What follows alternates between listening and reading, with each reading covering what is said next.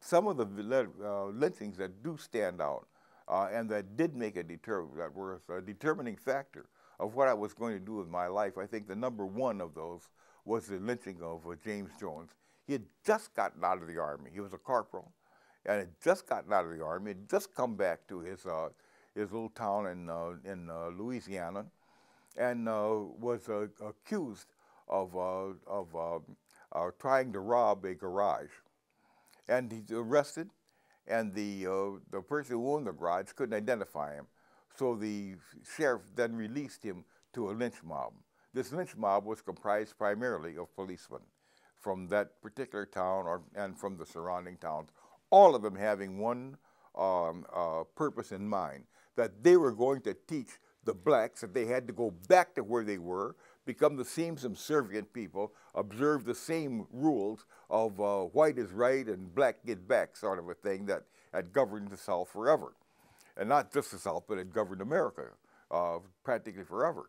And so they took James Jones and the young 18-year-old kid that was with him and took them out into the woods there in Louisiana. And the young fellow made an attempt to escape. When they took him off the truck, he ran for it.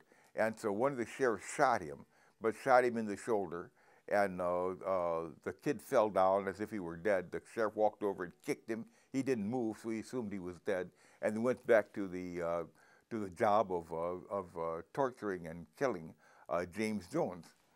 The father of this young man had followed the lynch mob and not just the father, several other people too, had followed this lynch mob so they would be able to witness what happened.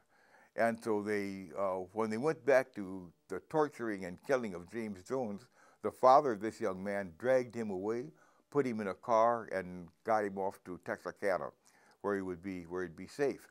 But getting back then, these sheriffs and these Klansmen, they went to work on James Jones. After they had beat him with clubs and knocked him down, they took a bullwhip and they took turns on beating this man for an hour or so.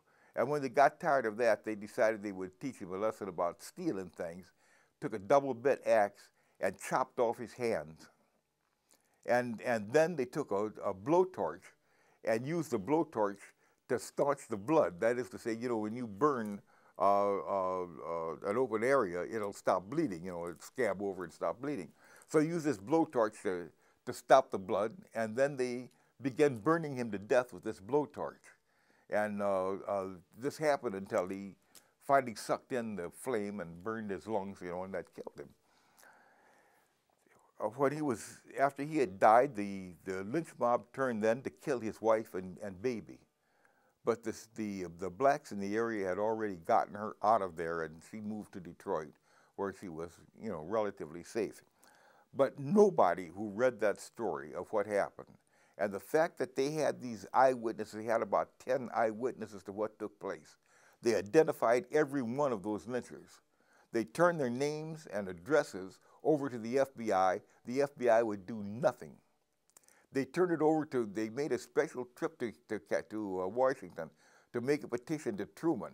He did not have time to meet with them. He was too busy fighting for democracy in Bulgaria to even meet with them and make an effort to enforce the law.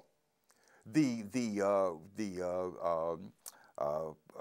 man who was Symington, I think, at that time, or McGrath rather, at that time was the Attorney General, and his position was that blacks should be treated as the serfs in medieval times, and I'm quoting this.